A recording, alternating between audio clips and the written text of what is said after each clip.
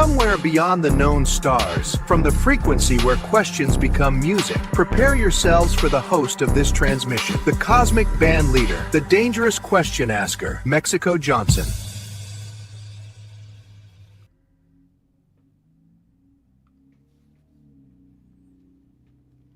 What's going on, my people? We up in this thing again. It's your boy Mexico Johnson, aka Mexico Coast to Coast, your host with the most. We gonna make it go down. Here we go. We are locked in here for Let's Agree to Disagree, episode 22. We're trying something different tonight. We got a new view here. This is gonna be the first spatial broadcast of Let's Agree to Disagree tonight. We ain't gonna do nothing too fancy here, but this is gonna be a new look here, a new setup, and I'm excited to show off the new setup already. I mean, so far this doesn't change much for you guys, but for me on my side, just to have my whole layout here spread out in the spatial world gives me so much more control over the show. This is nice here. I can even give you guys a sneak peek into what I'm seeing here. If we want to take a closer look, I can actually show you guys what my setup here looks like. You see, I'm out here on Jupiter right now, broadcasting from the New Organized World. And, you know, I got the whole setup here. I can control the whole broadcast from inside this spatial setup. You see, I can look out into the distance and see the stars. They look gorgeous tonight. But y'all don't need to see all that. Y'all don't need to see all the behind the scenes stuff. I'm going to keep it regular for y'all tonight. And then towards the end, I do got some new stuff I want to show y'all through the spatial view. But for now, let's get into it. Before we enter tonight's signal, I want to take a moment. I want to send condolences to the family of Cyrus Carmack Belton. Cyrus was 14 years old, a black child. He was chased from a store after being accused of stealing, and he was shot in the back by Rick Child. A jury has now found Child not guilty of murder, and whatever legal arguments were made in that courtroom, the wound remains. A child is gone. A family is grieving. A community is left asking, what kind of fear gets treated as reasonable when a black child is imagined as a threat? I also want to voice support for Carmelo Anthony receiving a fair trial. I am not here to retry that case on this broadcast, but when a young black defendant faces a murder trial surrounded by national attention, racial tension, and self-defense claims, the process matters. And when no black jurors are seated after black prospective jurors were removed and the defense raised concerns, that deserves real public scrutiny. Because the public has to be able to trust the process, especially when race, fear, violence, and self-defense are all orbit in the same courtroom. These stories belong in the same moral sky that we have been studying on LATDT. Episode 20 asks who gets repair, who gets protection, and whose pain becomes real inside the American system. Episode 21 asks whether powerful institutions can speak honestly about human dignity in the future while still owing repair to the past. And tonight, those questions are still with us, because when children are treated as threats, when courtrooms struggle to reflect the people being judged inside them, when communities are asked to metabolize grief and suspicion over and over again, the issue is not only political, it is spiritual, it is civilizational, it is about the kind of future our minds are able to imagine. That is why maintaining imagination matters. That is why protecting our wonder matters, not as escape, not as denial, not as pretending the wound is not real. Wonder matters because a society trapped inside fear will struggle to build anything beyond fear. If the only sky we are given is crisis, collapse, suspicion, and grief, then eventually our imagination starts living inside that cage. And a caged imagination cannot build a liberated future. So tonight, we claim our right to choose a wider view, not a naive view, not a sanitized view, a wider view.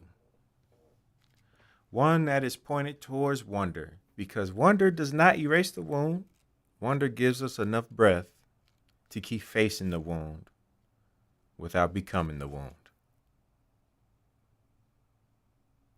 Greetings, travelers. I am Mexico Johnson, aka Mexico Coast to Coast, your signal architect for the evening here, broadcasting vibrations from the new organized world, and you are watching Let's Agree to Disagree tonight. Tonight's signal is tuned to a question that has been waiting underneath the noise all week. Let's get to it. Bad news. Is this a sign of being aware?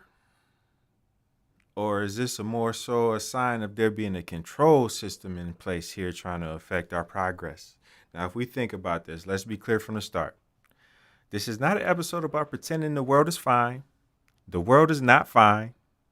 There are wounds in the street. There are wounds in the courtroom, wounds in the feed, wounds in the memory of this country, and wounds still echoing through systems that claim to protect us.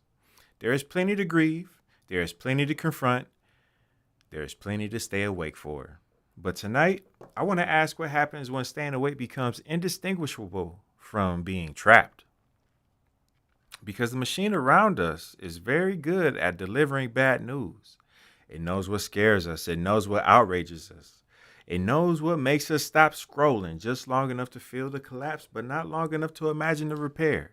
And if we are not careful, the crisis feed does not just inform us. It becomes a weather system inside the mind, a storm that follows us from room to room, a red sun in the sky of the nervous system. And once that happens, even real truth can become part of a trap.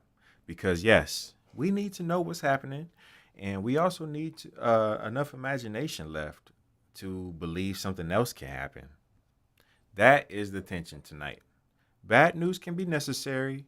Bad news can reveal the wound. Thank you for dropping the likes there on the TikTok. Appreciate you. Bad news can expose the lie. Bad news can tell us where power is hiding the damage. But bad news can also become a control system when it is delivered without context, without direction, without rest, and without any vision of what else might be possible. A mind that only receives collapse eventually begins to dream in collapse. A people trained to only fear may start mistaking fear for intelligence. A society that forgets wonder may become easier to manage because it has forgotten to picture a future that does not already belong to the machinery of crisis. So tonight we're going to move through 3 stations. The first station is the crisis feed. How do we know when information is making us more capable and when it is making us easier to control? The second station is wonder as an eruption. A meteor over New England, animal language AI, and the strange possibility that our universe may be connected to black holes in ways we still do not fully understand. Not because these stories erase the wound, but because they remind us the wound is not the whole cosmos. And the third station is reclaiming perception. How do we stay honest about suffering without letting suffering become the only thing our imagination knows how to see? That is tonight's signal. We are not choosing ignorance. We are choosing range. We are asking whether bad news is always awareness or whether sometimes it becomes a control system. And if bad news can become a control system, then wonder may not be soft. Wonder may be resistance. So the first station here, like I said, I got this idea. We want to talk about the crisis feed. This is the place most of us live now without realizing we moved in. You wake up, you check your phone, and there's another verdict, there's another shooting, there's another collapse, and another corrupt decision, another image of suffering. There's another reminder Another reminder that something somewhere is burning.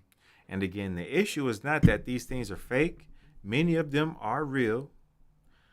That is what makes the trap powerful. A lie can be rejected, but a real wound, repeated without context, without agency, without beauty, without rest, can become a cage. The question is not whether bad news matters. The question is whether bad news is being delivered in a way that helps us respond or in a way that trains us to freeze. Because awareness should make us more capable. Awareness should sharpen the responsibility.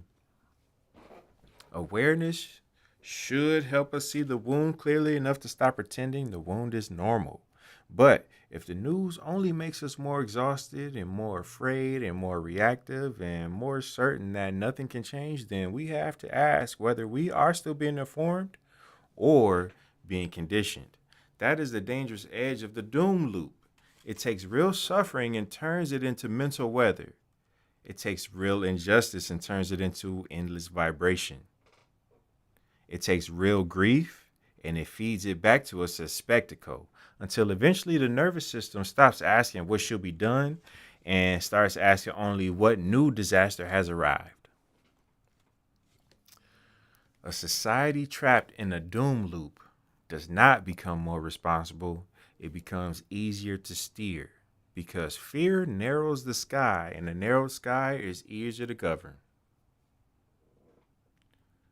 So, the next level of this thing, we want to talk about how we're going to interrupt the bad news with wonder this week. I see we got both my uncle and my mom in here. What's happening there, Uncle? Big Black, I see you, Big Dog. My mom in the room, kicking it with us. Appreciate y'all tuning in. Let's see, I got a couple more folks over here on the TikTok. It looks like, what's up, man? I got to say what's up as the people is coming in.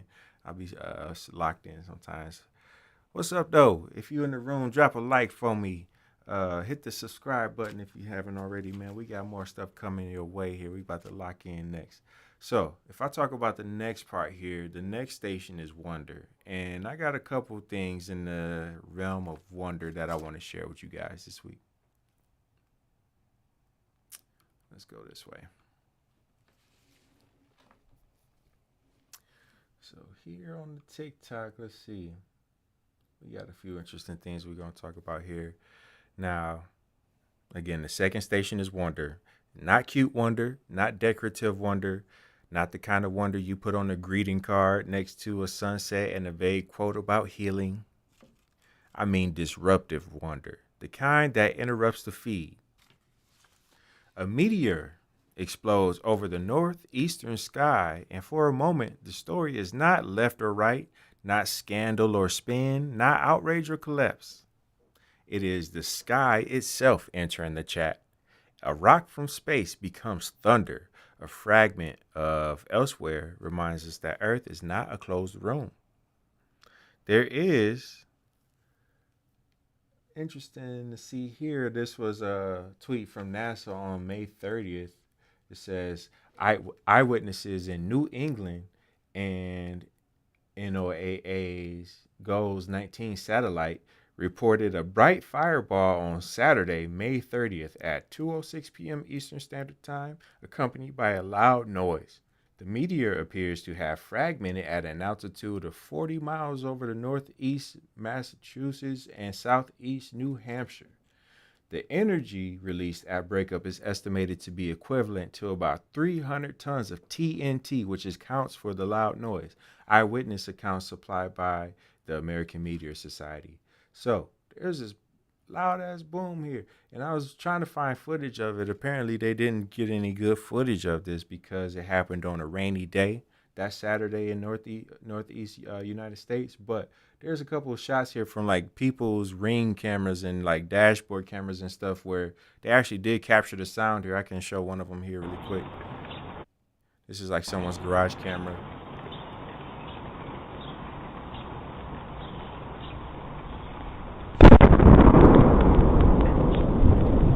Loud ass boom. And there's a couple more of these. Like this one's that looks like someone's Ring camera caught the boom.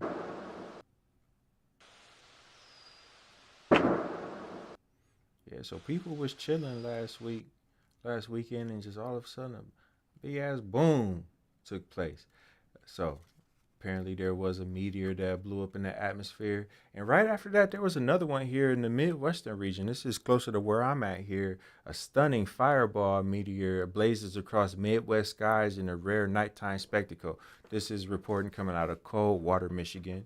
A brilliant blue-green fireball meteor lit up the night sky Monday at approximately 10:42 p.m. Eastern Time, captivating skywatchers across the Midwest and beyond. The American Meteor Society received 197 reports from at least 9 states: Michigan, Ohio, Illinois, Indiana, Kentucky, New York, Pennsylvania, and Wisconsin.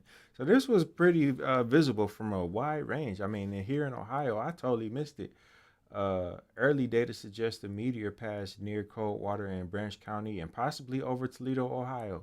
Man, what was it, Saturday night at 10:42 p.m.? I was chilling. I was probably somewhere getting ready to go to bed. 10:42 p.m. I was not outside looking at the sky, but we got some shots of this. There was a clear night in across the Midwestern United States here, and we do have some shots of what that looked like here. If I can pull that up.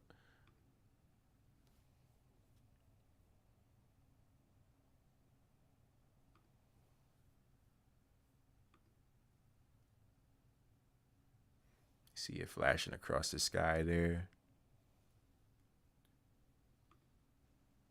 So this is what the folks in Michigan saw. Again, my backyard here in Toledo, Ohio, ain't too far from this, but somehow I missed these. I did not see or hear anything about this from anybody locally.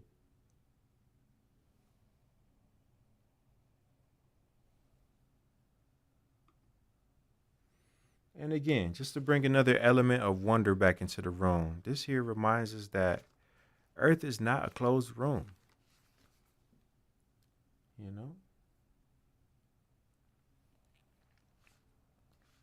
The next interesting thing that happened here.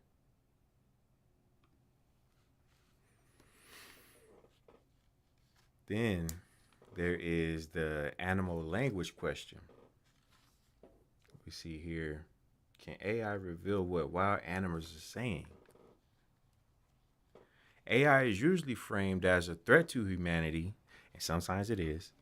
But what if one of the most beautiful uses of machine intelligence is not replacing human voices, but helping us hear voices we never understood? We could talk about dogs, whales, birds, elephants, cats, primates, maybe even the larger course of life moving all around us. What if the planet has been crowded with minds this whole time and we were simply too human-centered to hear the room? Here we got this nice report coming out of the Dallas Express. Let's take a look here. AI decodes hidden communication in mice, dolphins, and other species. Researchers have identified structured vocal patterns using machine learning, revealing 7 distinct call types in African striped mice, and advancing similar efforts with whales, apes, birds, and cuttlefish. Scientists say AI has decoded communication patterns in mice, dolphins, apes, birds, whales, and cuttlefish, which could eventually lead to humans communicating directly with animals. So here we are where these large language models can understand patterns in human language well enough to, write poetry and generate images and, mimic human creativity. Why not? Why wouldn't a AI large language model not be able to find the patterns in other forms of language, non-human forms of language? Why wouldn't the AI be able to detect those patterns and decipher those patterns and help us communicate through those patterns? How far away are we from a real reality where you can really sit down and talk to your dog? Uh, if my mom is watching, just imagine that you just chilling and you got your Chula sitting there with a little AI collar on, and you can talk to Chula now through her AI collar. I got scared there for a moment, actually hearing my view. everything went dark for a second. I thought like something went wrong, but actually what's happening right now is Jupiter is in eclipse right now. If I could show you guys that, it's actually a pretty nice view. Let me go here. Here's my view. If I move my screen and everything out the way, this big void in front of me, that is actually the view of Jupiter. Like as right now, I'm sitting on like one of Jupiter's moons. Like I'm looking directly at Jupiter. Not eclipse. This is Jupiter at sunset. Not eclipse. Excuse me. But okay. Sorry for the distraction there. I'm just like, why did everything go dark? Everything just went dark because Jupiter is under sunset right now. Chula understands English, and that's funny enough already. If the dogs can understand us, hey, we got one more step to go before we can really understand them and really have a conversation with them. Then, let me bring the TV back in here. I did have one more thing I want to talk about real quick. Let me see here.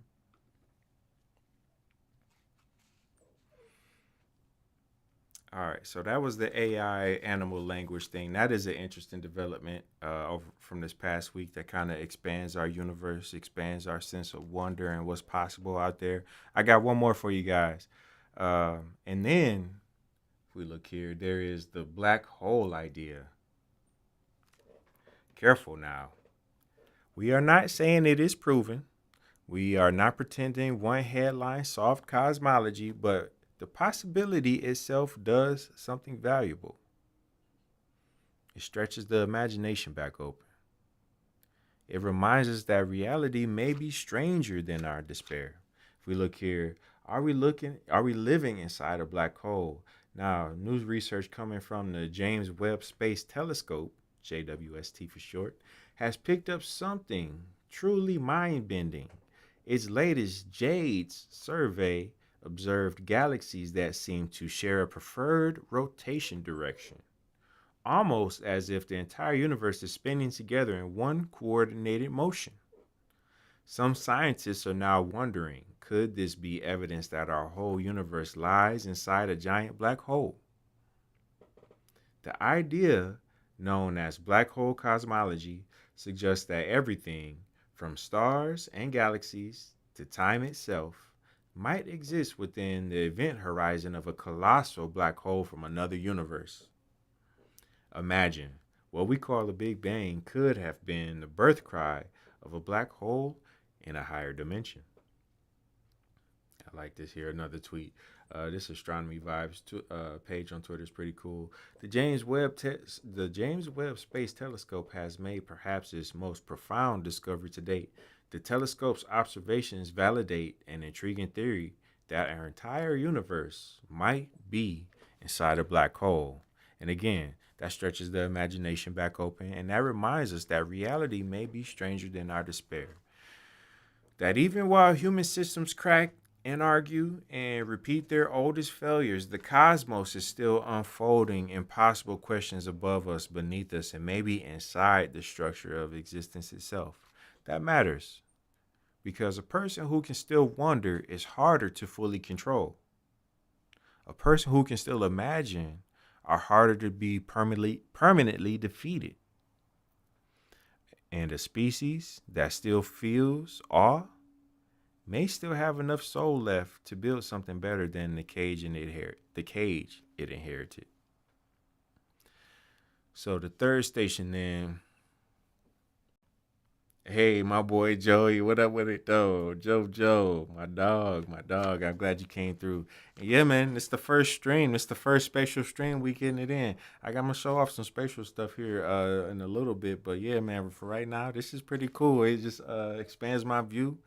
I got my whole cockpit laid out here in front of me, and I can, run the whole show here a little bit smoother, a little bit easier, man. This is kind of fun. I honestly, if I could talk about it for a little bit, I've been thinking about doing this for a few weeks now. I don't know why I was so nervous about it and just like taking my time to imagine how I wanted to put this together, but something just clicked in my brain before I went live today. I was like, man, let's do it. Let's strap it up. Let's plug it in and turn it on, man. Let's do it. So let me know what y'all think, man. This is our first official spatial stream from the New Organized World. And yeah, I see you in the chat there, Unc. What's good with you though? I see you. I see you. Let's keep it rolling here. I'm getting rid of the TV next. I don't need the TV no more. The third station, and we got to talk about with the dev strap too. Oh yeah, you see me there. We plugged in. I'm gonna talk about that more in a second here, because that is what enables me to show you guys what it's like from actually on the inside of view here. If I can give you the quick little sneak peek, you can actually see what I'm seeing while I'm in here. And you see I'm sitting underneath the stars. I got the Milky Way galaxy above. Just reminding me, you know, what it's like to be here in the universe with y'all. Appreciate everybody here in the chat with me. So the last part here, I wanted to talk about reclaiming perception. The third station, reclaiming perception, because the real question tonight is not whether bad news exists. It does. The question is whether bad news gets to become the entire lens. If the only reality we practice seeing is collapse, then collapse becomes familiar. If collapse becomes familiar, it starts to feel inevitable. And if collapse feels inevitable, the imagination stops looking for exits. That is the danger. Not sadness, not anger, not grief. Those are human emotions. The danger is when the system convinces us that grief is the only honest form of intelligence, that cynicism is maturity, that hope is naive, that wonder is childish, that beauty is distraction, that if you are not constantly afraid, you are not paying attention. I reject that. Mexico Johnson rejects that. LATDT rejects that, because attention should not only be a wound detector. Attention should also be a telescope, a drum, a compass, a doorway. We need attention sharp enough to see harm, but wide enough to see possibility. We need awareness that can name white supremacy, corruption, exploitation, and denied reparations. But we also need awareness that can still notice a meteor crossing across the sky, an animal voice becoming legible, a strange galaxy bending the story of time, a child laughing, a song returning, a friend showing up in the chat without being reminded. I appreciate you, Joey. That is not escapism. That is how the human signal survives. The doom loop says, look only at the fire. Wonder says, learn where the smoke is coming from, and remember the sky is still there. All right. So that's going to do it for our main exploration here. Again, I got a few people in the chat room. It feels good to have y'all here rocking with me. I appreciate everybody in the chat. If we get it going here, let's see. I'm going to think it's about time to get into our commercial break, and then we're going to reload for the resonance report for the week. I'm curious to know, it's a lot of potential directions this show might go into the future, but for right now, let me know, Cosmo. Tell me how you feeling. Uncertainty detected.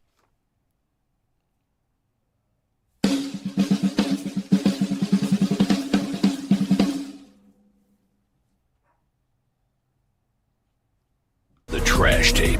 Tremendous resilience affects stupid humans. What kind of name is that? Doesn't matter. You seen this? I'm trying not to. The trash tape. Available in dumpsters everywhere.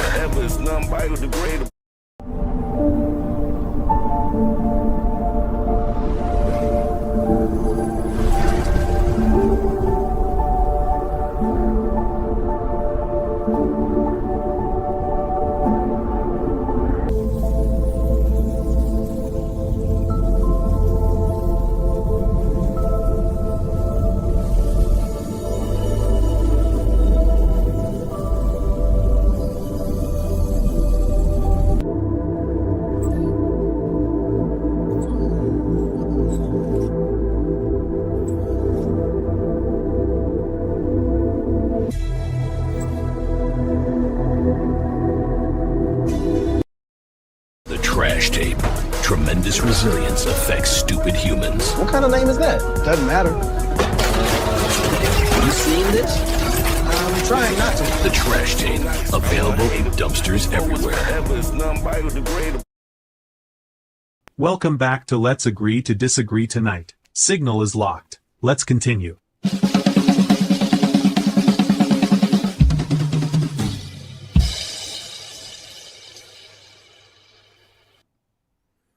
Alrighty, it's about that time then. Let's get into it. Let's do this week's version of the Resonance Report.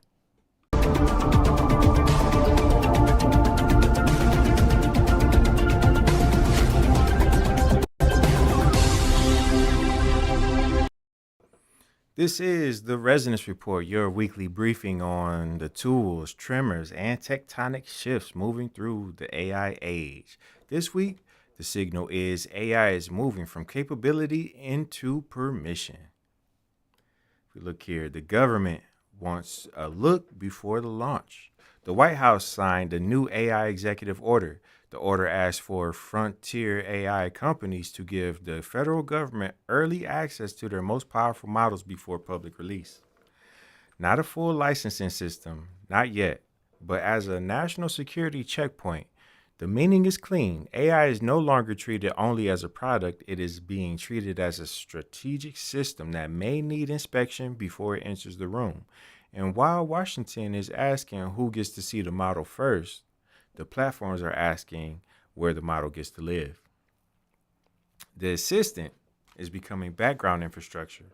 Microsoft introduced Scout, an always-on personal agent for work across tools like Outlook and Teams. Google is pushing Gemini further into proactive help, daily briefs, search agents, and 24/7 task support. This is not the old chatbot rhythm. Ask, wait, copy, paste. The next rhythm, the machine watches context, the machine remembers priorities, the machine starts moving before you ask again. The meaning is we are entering the era where attention itself becomes a workplace surface. That brings us from assistance into agency, because once the model can act, the real question becomes how much freedom does it get? National security mind. The models are getting faster, cheaper, and more directed. Anthropic released Claude Opus 4.8. The company says it improves coding, reasoning, finance, and knowledge work. It also adds faster modes, cost controls, sub-agents, and effort settings, so users can decide how hard the model should think. That may sound like a settings menu. It is more than that. It is the beginning of AI work being budgeted like labor. How much thought do you want? How fast do you need it? How much can you afford? The meaning is intelligence is becoming metered, not just available, priced, throttled, directed. And when intelligence becomes metered, culture starts asking who gets protected from being copied. Creators are trying to defend style itself. A bipartisan group in Congress introduced the Creator Act. The bill will give visual artists a way to sue when AI is used to intentionally imitate their distinctive style for commercial gain. Copyright already protects specific works. This goes after something more slippery: the feel, the signature, the recognizable hand. The meaning is the law is trying to catch up to a machine that can imitate not just what you made, but how you make. This is not only a copyright story, it is an authorship story, a dignity story, a question of whether style still belongs to a person when machines can mass produce the echo. But the fight over AI is not only happening inside courts, offices, and model labs, it is also happening where the servers touch the ground. The cloud keeps revealing its body. Amazon employees publicly urged Seattle officials to regulate new data centers. Their warning was simple: do not let the AI race burn through communities, power, water, and public trust. At the same time, Meta contractors in Dublin protested layoffs after doing moderation and data labeling work that helped train AI systems. One side of the machine needs electricity, the other side needs invisible labor. The meaning is AI keeps being sold as magic, but the receipt is physical. land, power, water, workers, severance, air, noise, politics. The cloud has a body, and people are starting to point at it. The pressure is not staying local, it is becoming geopolitical. And Europe wants its own stack. The European Union launched a new tech sovereignty push. The goal is to reduce dependence on American cloud and AI companies and on Asian chip supply chains. This is the AI age turning into industrial policy. Cloud is no longer just cloud. Chips are no longer just chips. Models are no longer just models. They are leverage. The meaning is nations are realizing that whoever owns the compute, the chips, the cloud, and the rules may also own the future shape of dependence. So where are we now? Well, we are in the checkpoint phase. The model wants to act. The state wants to inspect. The corporation wants to deploy. The artist wants protection. The worker wants dignity. And the community wants a say. The nation wants sovereignty. Reality is not getting simpler. It is getting clearer. AI is not one story anymore. It is the room where power, labor, authorship, security, infrastructure, and meaning are all arriving all at once. Why this matters for LATDT? This is exactly the kind of moment that Let's Agree to Disagree Tonight is built for. Not panic, not worship, not argument for its own sake, but orientation. People are being asked to make conscious decisions inside systems that are moving faster than the language we use to describe them. The job is to slow the room down just enough to see. Here's what we'll watch for next. We got to watch for the approval layer. Who gets to approve the model? Who gets to approve the action? Who gets to approve the data center? Who gets to approve the copy? Who gets to approve the costs? That is where the next fight lives. And this has been the Resonance Report.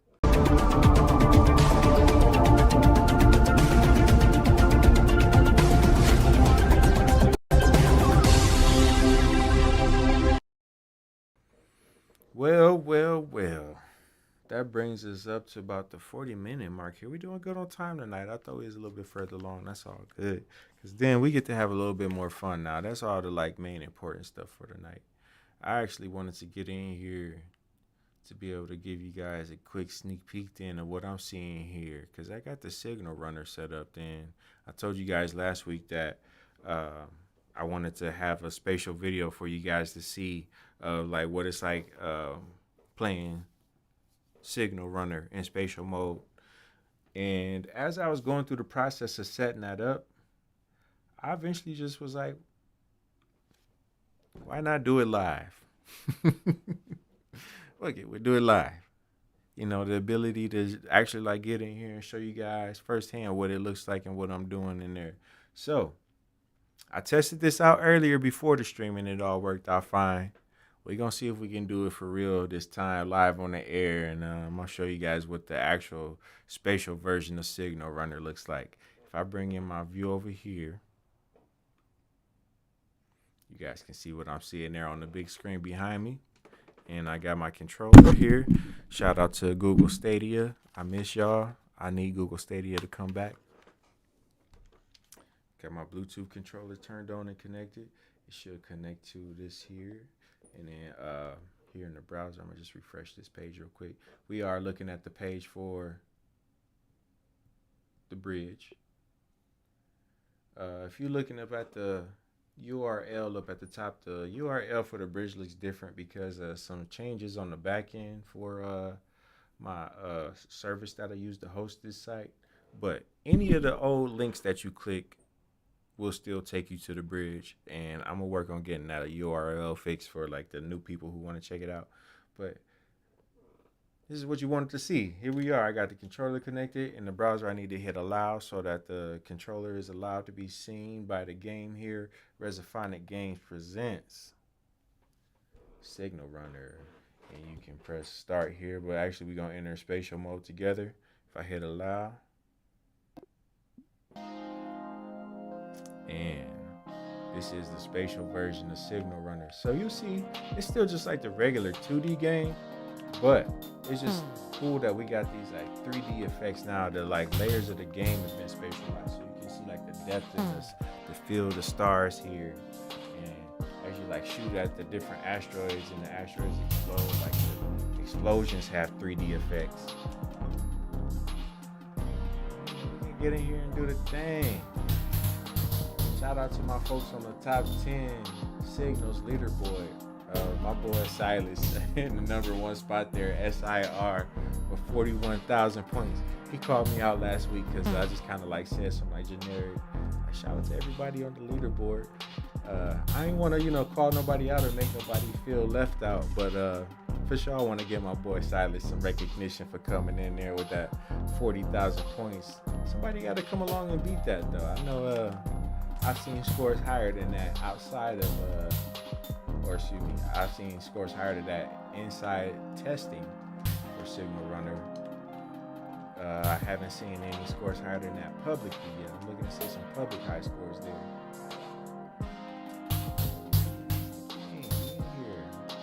And this is just like the beginning of the kind of stuff that I want to do with Resophonic Games.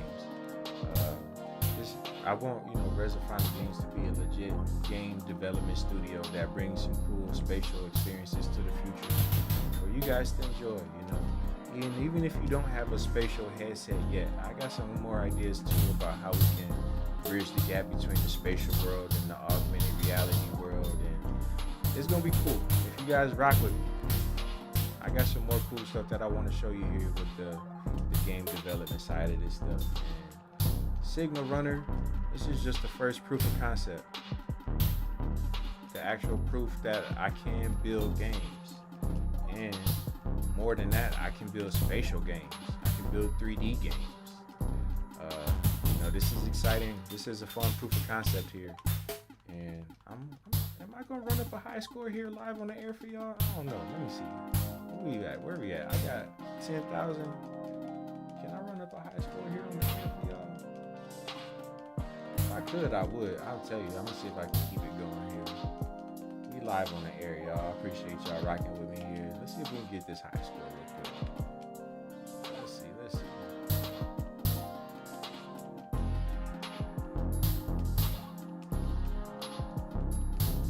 Damn. Seeing a little bit of slowdown here with large volume of bullets on the screen. Let's see. Yeah, we got the boss there. We already got another one. You get a boss every 5,000 points, but when you got the score rolling and you got the multiplier rolling and you getting the big combinations, that 5,000 points comes quick, and that next boss fight comes quick. Resophonic mode activated.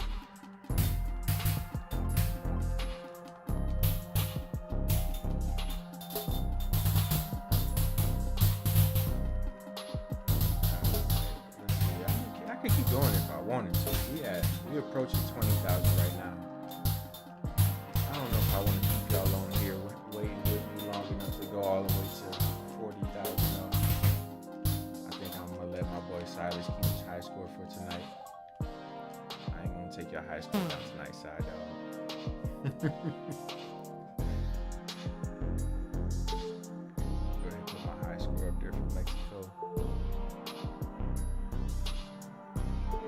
What's the name of the game again? It's called Signal Runner. And Signal Runner is live. You can play Signal Runner here on my website where you can connect with me. I'm going to drop the link in this chat here one more time. Here we can mute this down.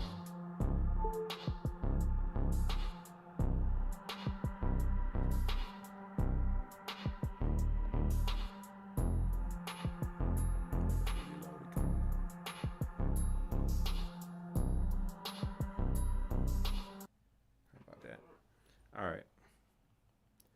I'm going to pop out of this environment real quick, too. I also want to show off real quick before we got off the air. Check out my new Space Ghost poster here, Ella. I like my new Space Ghost poster. Shout out to the squad there. Space Ghost, the OG. Appreciate you, Space Ghost, for laying it down, showing us how I go. My brother would get that number one spot if he played. Uncle Mark I was talking to him. He said he was trying to get it, he was trying to figure out the strategies to get the high score. I'm going to see if he can actually get up there. He still got some work to do. I ain't seen his name pop up on the list yet.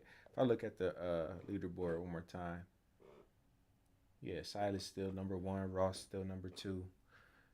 That score that I just put up is number 3 right now. Then there's some more random ones in there. But yeah, I'm looking to see some new names pop up on the leaderboard this week, man. Y'all go check out here. If I can drop the link for y'all one more time, and then we get it. We're gonna wrap up the show for the night here. Let me pull that link one more time.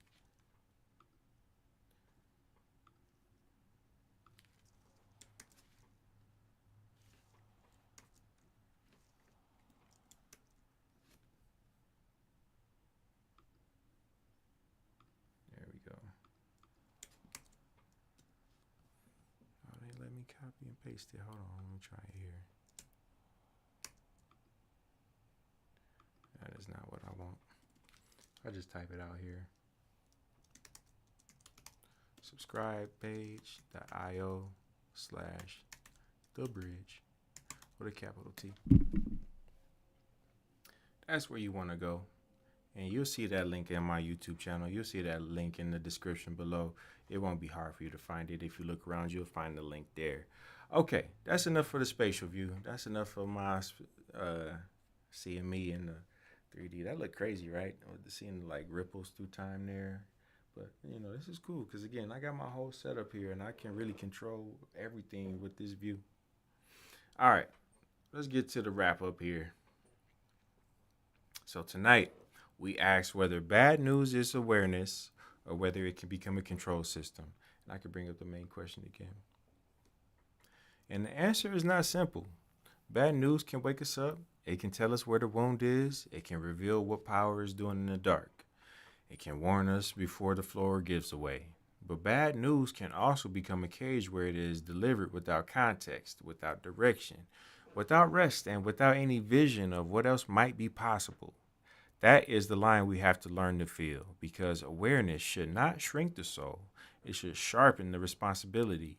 If the news makes you more awake, more capable, more connected, more honest, and more willing to act, then maybe it is serving the signal. But if the news only makes you numb, terrified, cynical, addicted, and alone, then maybe it has stopped being a window. Maybe it has become a wall. And that's why wonder matters. Wonder is not denial. Wonder is not pretending that there is no suffering. Wonder is the part of us that refuses to let suffering become the entire universe. So, before we close the signal tonight, I want to hear from you. I want you to leave a comment below and tell me what this episode brought up for you. Where do you agree? Where do you disagree? And where did the static get interesting? As we move toward next week, I want you to carry these questions with you. What kind of bad news makes you more aware, and what kind only makes you more afraid? Who benefits when your imagination can only picture collapse? And where has wonder helped you stay human without pretending the world is fine? That's all we have time for tonight. The future is complicated, the signal is noisy, and none of us are fully optimized. And still, we listened through the static, we found the pattern, and for one more night, the signal survived. I'm Mexico Johnson, your signal architect for the evening, and this has been Let's Agree to Disagree Tonight.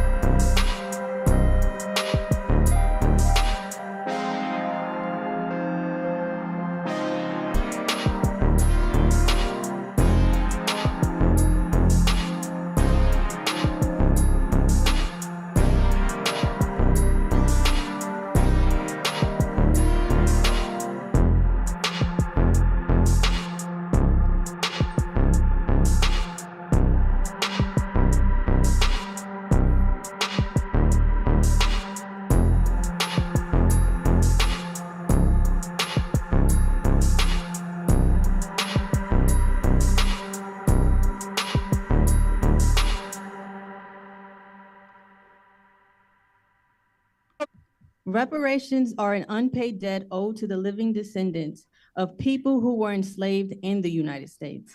The debt accounts for both U.S. chattel slavery and the multi-generational are an unpaid debt owed to the living descendants of people who were enslaved in the United States. The debt accounts for both U.S. chattel slavery and the multi-generational systems of harm imposed on their bloodlines post-emancipation. These systems created an unbroken chain, leading back to stolen wealth and land. Lifetime direct cash payments is the starting point. Our ancestors' forced labor built the foundation of the economy. Banks, corporations, industries, universities, and families continue to benefit from that wealth, while descendants for generations have worked to earn what should have been paid and passed down. No one is owed reparations in this country for being of African descent or for their ancestors being enslaved outside of the United States. Genealogical records and government actions prove eligibility and harm. Yet, Senator James Sanders, Assemblywoman Michael Salages, and their 48 co-sponsors chose to expand reparations beyond living descendants to benefit any New Yorker of African descent for vestiges of U.S. chattel slavery. Governor Kathy Hochul sanctioned this unconstitutional framework when she signed those bills into law in 2023. This commission was formed in 2024 and given $5 million.